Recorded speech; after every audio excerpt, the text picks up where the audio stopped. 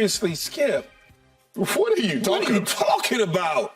Like, come on, man. Tell me I'm wrong. I'm not gonna tell you you're wrong, because in your weird mind, you might be right. In your mind. Yeah. But you're completely I think in off. anybody's mind, I'm right. You're completely off base. You said 1 year, his rookie year. Other than that, nothing? I didn't say nothing, but never anything close to his rookie year. Oh, really? Thereafter. Nothing close to his rookie year. In 2017 and 18, 18 and 19, just yards from scrimmage. He was at 133 and 111. He rushed for 1,400 yards in 2018. In 19, he rushed basically for 14. I'm going to round it up. In one of those years, he had 9 touchdowns. Another year, he had 14. But you say nothing. 2021, he went over 1,000. Okay? He had 12 touchdowns. And he's splitting time at this point. How could you say outside of his rookie year, he's basically blah? That's not true. And then in 2017, as you know, he missed 5 games. Six games. He had 1,000 in 10 games. Okay. So I don't understand how you did Emmitt Smith spoil you or something? Is that what happened? Yeah, probably. Emmitt hadn't played in 30 years, man. You still haven't shown me one full year like 2016. Okay, so in 2016, he rushed for 1,600 yards. He was at 132. Scrimmage yards per game. Then he goes to 125 scrimmage yards per game. That's just not running the football. That's also catching it. Then he goes to 133, which is higher than his rookie year at 132. And I don't even need to keep going. Which year are you talking about there? In 2018, he rushed for 1,400. He had 10 touchdowns, and he had 133 yards from scrimmage. That's better than his rookie season. No, it's not. I'll show you why. After Richard, I'll show you why. Skip, you can't show us why, because it's not on the paper, it's not on tape. He's had better year. He had a better year in 19. Skip, he had over 2,000, or 18. He had over 2,000 total yards from scrimmage. That was in 19. In 18, he had almost the same. He just had 9 touchdowns. Skip, what you're saying, as much as you over here, like when Tony Pollard, everything Tony Pollard does, oh my God, he blew me away. He only had 1,000 yards last year, 1,007. Zeke, 6 of the 7 years, he pretty much had 1,000 yards. He had 1 year where he missed it by 17 Everybody yards. has 1,000 yards. Where he missed. They play 17 games. Exactly, and it spoiled 17 games for a hot minute, Skip. One year. 1 year you've played 17 games. And last year was his worst year. He split time, and he had 800, what do you have? 876 yards. Like, Skip, what you're saying, with how you raved about Tony Pollard, you would have thought Tony Pollard had 2,000, 2,500 yards from scrimmage last year. He did not. He had nothing even close to an off year that Zeke had. You're talking about Zeke's off years. That still beat any year in Tony Pollard's career. Tony Pollard, going away. Wait a second. Tony Pollard had 1/3 of the touches Zeke had last year. 1/3. He had 1/3 of the touches because Zeke is softening the defenses up for him to have that success. Now he's not softening the defenses up. This will be his first full year as the main bell cow, and you'll see his numbers diminish because it's hard to just pound. But that is what Zeke has done for y'all, and for you to not be appreciative and be just singing his praises for what he's done for your team, Skip, it should be a shame. You really should, Skip. And on top of that, if you go to 2020, which he still had 1,000 yards and he only played in 15 games, that was a COVID year for everybody. So it was all weird. It was just a weird year in sports.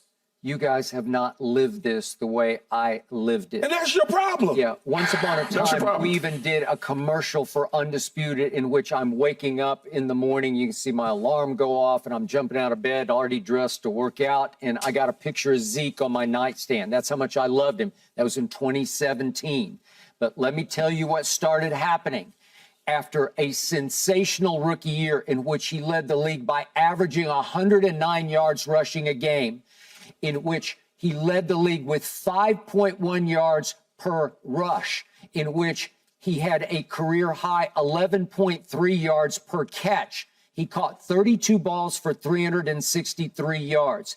It was a year akin to the sophomore year he had at The Ohio State. Remember how he finished that year when he went for 121 against Michigan, 220 against Wisconsin in the Big Ten Championship, 230 against Alabama in the national semifinal, 246 against Oregon in the national championship game. I said, I have never seen anything like that, Zeke. And I've been watching college football for a long time. That was, even to me, that was beyond OJ at USC. I don't know if you're too young, Keyshawn, to remember those days, but it was beyond Herschel at Georgia. It was even beyond Barry Sanders at Oklahoma State, Bo at Auburn. You can name them. There was nothing like that 5-game stretch that I ever witnessed in college football, and he carried that into that rookie year in which he dominated pro football in ways he never again dominated, because his yards per game rushing fell off from 109 down to 98 the next year. It still led the league. Then it fell to 96 the next year, still leading the league. But you started seeing signs of wear and tear, because I've shown you this. Say the next year. Say the next year. Say the next year. Skip. You can't just slow down. You can make 2 points, but then you saw it increase in 2018. No, it did not. Increase in 2019. It did. No, it did not. His yards per game fell from 96 in 2018 to 85 in 2019. His yards from scrimmage. He had 1,300 yards per game. No, but his yards. No, but he's missing some games. But his yards from scrimmage went up, though, Skip. Okay, he falls down. Wait. No. I want to hear. Every year, for 7 straight years, his yards per game fell. Every year they fell. How can it fall? He had 983 in 2017, right here. Yards per and he had 1,434 in 2017. How can that be? That's 500 more yards. In 2018, he had could it be 1434 in 2018. Okay. And he only played 15 games, Skip. All right. But his yards from scrimmage. See, you keep talking about rushing yards. Yeah. I focus in on his yards because they use him in multiple ways. Let's not focus in on him just rushing the football. Let's focus in on when he touches the football. Yeah, the catches started to fall off. And to the last 3 years, he caught no balls. They didn't even try him anymore because he couldn't run anymore. But now you're talking about the end of his Cowboy career. Well, he's only 7 years in. It's not like he's an old man. In 2018, he caught for more yards than he caught his rookie year. He had 567 receiving yards. Yes. He only had 363 his rookie year. Yes. Make it make sense. Then we get to the playoff game at Rams, and you guys tell me he can run through brick walls with a little pot belly. And he'd never looked the same. He got heavy, he got a little slower, and it fell all the way to last year when we're talking about he had 3 times the touches of Tony Pollard. And last year, Pro Football Focus ranked him the 39th best running back. What year did he get paid? What year was that he got paid? 18 after what I just showed you. 18 year, right? Yeah. And then he rushed for 1,300. Yeah. In 14 touchdowns. Fell off. You paid him for 1,300 and 14 touchdowns. You guys didn't watch closely like I did. You know how many times in games he would finally break away and get 12 yards, and he would turn to the sideline and say, I'm out. Wave himself out of the game. Are you kidding me? Eric Dickerson waved himself into games. If he got 12 on you, he was going to get 15 the next time and 12 the next time. He was going to run you off your turf. Skip. Let me ask you. You thought Tony Pollard's getting that yard that Zeke didn't get? You think Tony Pollard's getting that yard? He's not. Okay, he's not. Hey, I understand that. So you're dismissing Zeke to get a guy who you know won't get that yard. You know if they got that penetration in the playoff game, he's not getting that yard. So make it make sense to me, Skip. You're getting rid of a guy. If it's Tony Pollard, I'm tossing it to him, because he's got a burst Zeke never had. Even back at Ohio State, he didn't have Tony Pollard's burst. So I'm going off tackle, but I'm going to toss sweep him, and I'm going to get you. I'll get the yard a different way. Tony Pollard couldn't run like vintage Zeke between the tackles. Let me ask you this question, because you're hard pressed to dismiss Zeke's career in Dallas to a degree. To a degree, you're hard pressed to dismiss it. Are you right now sweating in your shoes about what could potentially happen on Sunday based on the way he played and based on the way your rush defense played? What? Be honest with me. Okay, I'm being totally honest. Yeah, be honest with me. Rico Dowdle is a better between tackles runner right now than Ezekiel Elliott is. He just is. He runs harder and stronger than Zeke is at this point. That's not what I asked you, though. I answered it with so you're not worried about Zeke coming in the Cowboy Stadium, remotely pounding on the star because of how he played last week and how your rush defense played against the Arizona Cardinals and James Conner. You know what? We should bring out the Salvation Army kettle early this year. We should put it out there right now for this game on Sunday and dare Zeke to score on us or do something sensational on us where he could go hop in the Salvation Army kettle. So he did in his rookie and second year. So you claim that me and Richard Sherman has fired up, what do you call it, linebacker Van Der Esch? What do you Wolf call Hunter. it? Wolf Hunter.